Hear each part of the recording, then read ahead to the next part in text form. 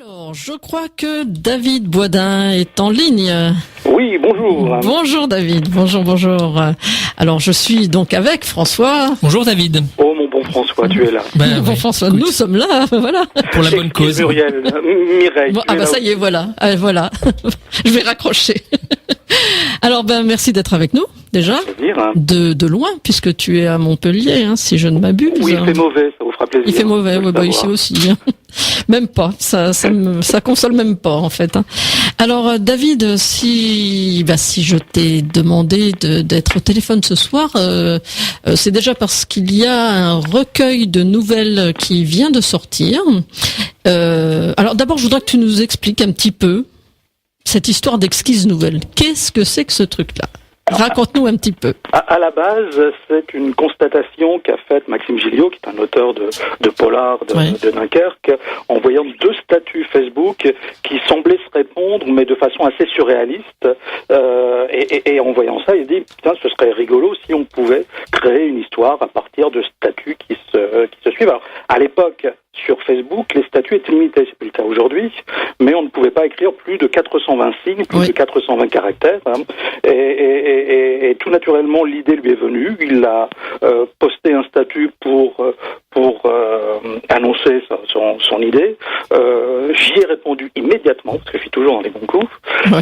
Dans les coulouches. Et de fil en aiguille, on s'est mis d'accord pour mettre en place un groupe Facebook pour faire appel à des gens qu'on connaissait, à nos petits camarades, auteurs ou pas d'ailleurs, puisque depuis le début, l'Exquise Nouvelle, c'est quand même une grande mixité, donc une aventure littéraire où on retrouve effectivement des auteurs dont c'est le métier, des auteurs amateurs, et puis des gens qui n'avaient jamais écrit jusqu'à présent.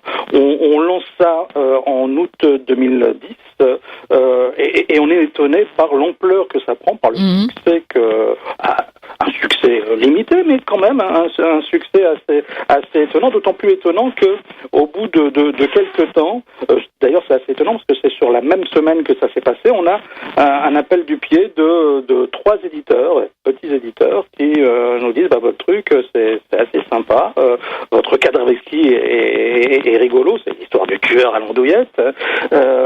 C'est un cadavre exquis. C'est un cadavre exquis, donc à la sauce Facebook, donc à la sauce 2.0. Et c'est rigolo, est-ce que vous voulez pas en faire un bouquin ? On n'avait jamais pensé à ça. Le but du jeu, c'était de s'amuser ensemble, de faire un truc rigolo et sympathique. Et puis surtout, on était 80 au final à participer. Donc ça a pris une ampleur à laquelle personne ne s'attendait en fait. Au départ, oui, on se disait, si on en a 15, ce serait sympathique. Et finalement, on en a eu beaucoup plus. Donc, dépassé par le succès. un peu, oui, parce que effectivement, ça devait durer quelques semaines en été, et ça a duré jusqu'au mois de décembre. Et donc, cette idée de bouquin nous titille un petit peu. On se demande comment on pourrait faire, surtout diviser les droits d'auteur en 80. Déjà, on divise en 1, c'est pas beaucoup, en 80, c'est pas terrible. Et puis on se dit, on s'est bien amusé. Si au moins on pouvait terminer ça en beauté, si on demandait à chacun des participants de céder ses droits à une association caritative. On pose la question, tout le monde accepte, formidable, ils sont bien quand même ces auteurs. Et donc l'aventure démarre. Donc on sort un an après.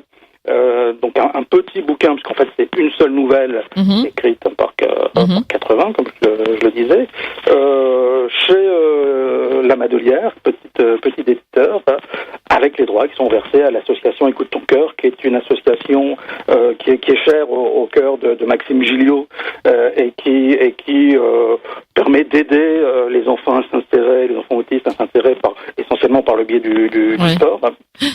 Et puis on se dit, au moment de lancer le bouquin, comment on pourrait faire pour que le bouquin ait un petit retentissement, qu'on puisse en parler, et si on lançait une saison 2 et voilà, et c'est là où je voulais en venir, la saison 2, le fameux recueil. Et donc la saison 2 se fait sur un autre support, on laisse tomber Facebook, on passe sur un site dédié, on passe des surréalistes aux oulipiens, du cadavre exquis à l'exercice de style, avec une scène de départ, et chacun des 40 auteurs qui vont participer à cette aventure vont écrire une nouvelle à partir de cette scène qui est à la croisée croisée des mondes d'Agatha Christie et de Blanche-Neige et les 7 nains. Oui, pas évident déjà au départ. Les 7 petits nègres, oui, le mariage est assez osé. D'ailleurs, c'est rigolo parce que on m'a parlé lors d'un salon d'une accroche que j'aurais beaucoup aimé trouver pour le recueil, c'est 42 nuances de Grimm. Parce qu'il y a 42 auteurs. Excellent. Ah oui, bah alors là. 42 auteurs qui ont participé, parce qu'il y en a 2 de plus qui sont muscréfés au recueil, qui est sorti il y a quelques semaines. Et effectivement, il est question beaucoup de Blanche-Neige, des 7 nains et donc des frères Grimm. Pour ce recueil, on a changé d'éditeur. On est passé chez Inoctavo et on a changé d'association et on a été touché par cette association, les Petits Courageux que vous connaissez maintenant. Voilà. Et encore une fois, on te remercie, David, évidemment. C'est un grand plaisir. Là, je le fais publiquement. Je l'ai fait en face à face la semaine dernière au Salon du Livre de Paris. Ouais. Mais là, je le fais sur radio, sur IDFM. Voilà. Bah, c'est vrai que c'est une aventure. C'est une belle aventure. Et puis, moi, ce que j'apprécie, Mireille, c'est que il y a des auteurs chevronnés, très connus, et notamment ceux qui font aussi la préface, et puis des auteurs complètement inconnus. Moi, c'est quelque chose dans mon travail personnel en tant que journaliste culturel que je fais beaucoup. Mélanger les connus et les pas connus. Et c'est exactement ce qu'ils font, quoi. Hein, David? On a même été un peu plus loin dans la mixité sur la deuxième saison, puisqu'il était question d'une scène qu'on décrivait en 2 lignes. On a demandé également à des graphistes, à des dessinateurs, à des peintres, à des photographes de nous faire des propositions. Alors malheureusement, c'était assez compliqué de pouvoir les insérer dans le recueil, mais l'éditeur, me semble-t-il, réserve une petite surprise pour que les artistes qui ont participé à la saison 2 ne soient pas exclus. Un scoop. Alors, scoop, oui, je dis rien parce que je sais pas exactement où ça en est, mais oui, il va y avoir des choses qui vont se passer à ce niveau-là. Et puis, on a été également plus loin dans le auteur pas auteur, puisqu'on s'est associé aussi à des gens qui sont connus autrement que par l'écriture, puisqu'on a eu Éric Latière, qui est un réalisateur de cinéma. On a eu François Corbier du Club Dorothée qui a participé, qui a écrit d'ailleurs, sa nouvelle est absolument hilarante, je veux dire. Qui est très drôle. Et il y en a beaucoup qui sont très drôles dans ce recueil. Je le vends bien. Hein. Ouais, très bien. Ouais. Alors, je continue comme ça. C'est ce qu'il faut. Et puis on a dépassé aussi les frontières et même la langue, puisqu'on a eu le plaisir d'accueillir des auteurs non francophones.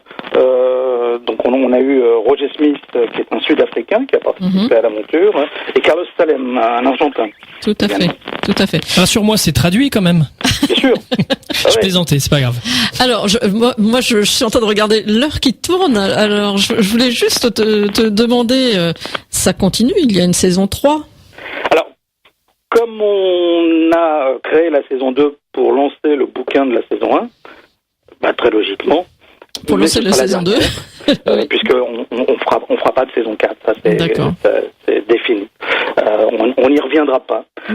Donc on lance effectivement sur Internet une saison 3 qui est finalement un mix, puisque vous l'avez compris, la mixité c'est un peu quelque chose qu'on aime bien dans cette aventure, un mix entre les 2 premières saisons, puisqu'on va avoir 16 nouvelles qui chacune sont écrites par 3 auteurs différents, un qui la commence, un deuxième qui la continue et un troisième qui la termine. On est parti sur le principe des mix and match book. Vous savez, c'est bouquin pour enfants où on a des petits personnages et on peut tourner indépendamment la tête, le corps et les jambes. Terrible. Et donc les auteurs ne savent pas qui vient avant ou après eux. Absolument. Donc, oui, c'est que j'allais dire la petite cerise sur le gâteau, c'est qu'effectivement, au moment où on met les nouvelles en ligne, donc c'est traditionnellement depuis 2 semaines, tous les vendredis et les jours fériés, donc 1 à 2 fois par semaine jusqu'au 7 juin, sur le site internet dont je peux éventuellement donner l'adresse. Mais bien sûr. Donc c'est www.concierge-masque.com/en3. Donc une nouvelle sera mise en ligne demain. Et donc les auteurs qui ont participé aux nouvelles découvrent en même temps que les lecteurs avec qui ils ont écrit. D'accord. Eh bien, David, merci. Mais merci beaucoup. Attends, je crois savoir qu'il y a une séance de dédicace pour ce livre-là à Montpellier.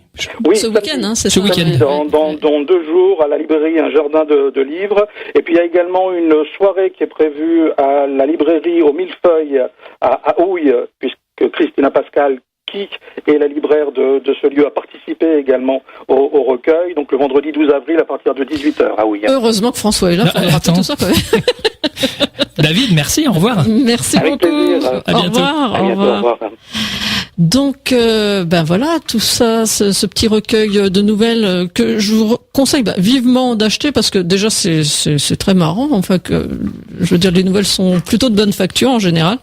Alors il y a des grands noms, hein. Il y a, je sais pas moi, de qui je peux vous parler? Paul Collis, Franck Tillet, Roger Smith, Jacques Sauzet, Carlos Salem, j'en passe et des meilleurs. Enfin, il y en a vraiment beaucoup. Gianni Sotsemi qui vient d'Afrique, donc Frédéric Mars. Enfin bon, donc beaucoup d'auteurs, des gens qui sont venus un petit peu pour comme ça pour s'amuser, puis pour apporter un petit peu leur pierre à l'édifice. Alors j'aurais juste voulu, c'est vrai qu'on n'a plus beaucoup de temps, mais que tu me parles un petit peu de la préface de Jérôme Commandeur. Alors Jérôme Commandeur a préfacé ce livre parce que c'est un copain à moi depuis très longtemps surtout, et c'est le parrain des petits courageux. Je lui ai demandé d'être parrain, il a accepté, et je lui ai aussi demandé de préfacer.